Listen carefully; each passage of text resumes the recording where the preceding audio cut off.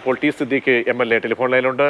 Shri T Siddique MLA, ഈ ഗ്രാമീൺ ബാങ്കിന്റെ നടപടി ഒരു കണ്ണിൽ ചോര ഇല്ലാത്ത നടപടിയാണ് ഉണ്ടായിരിക്കുന്നത്. കാരണം ബാങ്കേഴ്സ് സമിതിയുടെ ചെയർമാൻ നേരത്തെ ഇതിന്റെ പ്രതികരണങ്ങളൊക്കെ നടത്തുമ്പോൾ ഇങ്ങനെ ആദ്യമേ തുടക്കത്തിലെ ഇമെയിൽ പിടിക്കുന്നു എന്ന കാര്യങ്ങളൊക്കെ വന്ന ഘട്ടത്തിൽ അത് ഉടനടി അതിനൊരു പരിഹാരം ഉണ്ടാക്കാമെന്ന് ഉറപ്പ് നൽകിയതാണ്. എന്നിട്ട് കൂടി ഈ സന്നിഗ്ധമായിട്ടുള്ള ഘട്ടത്തിൽ, മുറിവേറ്റ് നിൽക്കുന്ന ഘട്ടത്തിൽ ഉണ്ടാകുന്ന ഈ ബാങ്കിങ് നടപടിയെ നമുക്ക് എങ്ങനെ ഇടപെടലിലൂടെ ഒരു പ്രതിരോധം ഒരുക്കി താൽക്കാലിക ആശ്വാസമെങ്കിലും ഒരുക്കാൻ കഴിയും? ഒരു കാര്യം വളരെ കൃത്യതയോടുകൂടി പറയാൻ ആഗ്രഹിക്കുന്നു. State level bankers committee meeting അതുപോലെ ജില്ലാ തലത്തിൽ നാളെ കൂടാൻ പോകുന്നു. ഗവൺമെന്റ് ഒരു പൊതു അപ്രോച്ച് ഗവൺമെന്റ് ഇതുമായി ബന്ധപ്പെട്ടുകൊണ്ട് പറഞ്ഞു. അപ്പോ ഈ പറഞ്ഞ അപ്രോച്ച് പ്രാവർത്തികമാക്കാൻ സർക്കാരിന് കൂടി ഷെയർ ഉള്ളതായിരിക്കുന്ന ബാങ്കാണ് ഗ്രാമീണ ബാങ്ക്. അത് സെൻട്രൽ ഗവൺമെന്റും സ്റ്റേറ്റ് ഗവൺമെന്റും കനറ ബാങ്കിന്റെയും ഹോൾഡിംഗ് ഉള്ളതായിരിക്കുന്ന ഒരു സ്ഥാപനമാണ്. ഈ സ്ഥാപനത്തിന് പബ്ലിക് റെസ്പോൺസിബിലിറ്റി ഏറ്റവും കൂടുതലുള്ളതായിരിക്കുന്ന ഒരു ബാങ്കാണ് ഗ്രാമീൺ ബാങ്ക്.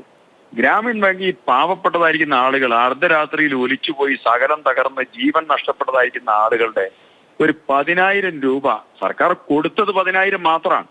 അതാലോചിക്കണം. അത് ആദ്യത്തെ 13-14 ദിവസമായിട്ട് പോലും അത് കൊടുത്തില്ല. അതിന്റെ മുകളിൽ സംസാരം ഉണ്ടായതാണ്. ആ പണം 1 ലക്ഷം 2 ലക്ഷം കൊടുക്കുകയാണെങ്കിൽ കുഴപ്പമില്ല. ആ 10,000 കൊടുത്ത് അതിൽ നിന്ന് ഇവര് 6,000 രൂപയും 5,000 രൂപയും ഇവർ പിടിച്ചു എന്ന് പറഞ്ഞാൽ ഞാൻ ചോദിക്കുന്നു, സർക്കാരിന്റെ സംവിധാനത്തിന്റെ ഒരു ബാങ്കിന്റെ അവസ്ഥ എത്രത്തോളം വ്രണിതമാണ്, എത്രത്തോളം ഖേദകരമാണ്. വളരെ ഗൗരവമായി ഉള്ള പ്രശ്നമാണ്. രണ്ടാമത്തെ ഒരു ഇഷ്യൂ ഉണ്ട് ഇതിൽ. ഇവിടെ പശുവിനെ വളർത്താൻ ആളുകൾ ലോൺ വാങ്ങിയിട്ടുണ്ട്. അവർക്ക് ബിസിനസ് വളർത്താൻ, ബിസിനസിന് വേണ്ടി അവർ ലോൺ വാങ്ങിയിട്ടുണ്ട്. ബിൽഡിംഗ് കെട്ടുന്നതിന് വേണ്ടി ലോൺ എടുത്തിട്ടുണ്ട്. വീട് വെക്കാൻ ലോൺ എടുത്തിട്ടുണ്ട്. കാർഷിക ആവശ്യത്തിന് ലോൺ എടുത്തിട്ടുണ്ട്. മക്കളുടെ വിദ്യാഭ്യാസ ആവശ്യത്തിന് ലോൺ എടുത്തിട്ടുണ്ട്. വ്യക്തിഗത ലോണുണ്ട്. പരസ്പരം ജാമ്യം നിന്ന ലോണുണ്ട്. ഗോൾഡ് വെച്ചുകൊണ്ടുള്ള ലോൺ എടുത്തവരുണ്ട്. ഭവന വായ്പക്കുള്ള ലോൺ എടുത്തവരുണ്ട്. വെഹിക്കിൾ ലോൺ എടുത്തവരുണ്ട്. അങ്ങനെ തുടങ്ങി പല കാര്യങ്ങൾക്ക് ലോൺ എടുത്തതായിരിക്കുന്ന ആളുകളുണ്ട്. സഹകരണ സ്ഥാപനം, നാഷണലൈസ്ഡ് ബാങ്കുകൾ, അവിടെയുള്ളത് ഗ്രാമീണ ബാങ്ക്. ശ്രീ ടി സിദ്ദീഖ്, നോക്കൂ, നമുക്ക് ഇവിടെ എന്താണ്, നമ്മൾ ഈ ഘട്ടത്തിലല്ല നമ്മൾ ഇവരെ എങ്ങനെയാണ് നമ്മൾ ചേർത്ത് പിടിക്കുക? എല്ലാവരും, കാരണം ഒരു അർദ്ധപ്പട്ടിണിക്കാരായ ആളുകൾ പോലും അവരുടെ ജീവിതത്തിൽ നിന്നും അവരുടെ ദിനം പ്രതി കിട്ടുന്ന സമ്പാദത്തിൽ നിന്നും ഒരു ഭാഗം എടുത്ത് അയച്ചു കൊടുക്കുകയാണ് ഇവിടെ വയനാടിനെ ചേർത്ത് പിടിക്കാൻ. അപ്പോൾ ഇങ്ങനെ നമ്മൾ പറയത്തില്ലേ, ചട്ടിയിൽ നിന്നും കൈയിട്ട് വാരുക എന്നൊക്കെ നമ്മൾ പറയത്തില്ലേ, അതിനേക്കാൾ ഗതികെട്ട് നിൽക്കുന്ന ഒരു മനുഷ്യരുടെ അവർക്ക് കിട്ടിയ തുച്ഛമായ ഒരു പണത്തിൽ നിന്നും എങ്ങനെ തോന്നുന്നു എന്നുള്ളത് വളരെ പ്രധാനപ്പെട്ട ഒരു കാര്യം.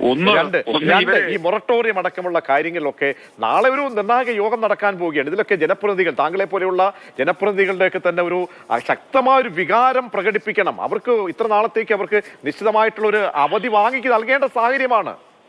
ഒന്ന്, ഞാൻ ഈ ഇഷ്യൂ ഉണ്ടായി 3 ദിവസം, 3ാമത്തെ ദിവസം കേരളത്തിലെ മുഖ്യമന്ത്രിക്ക് ഒരു കത്തയച്ചു.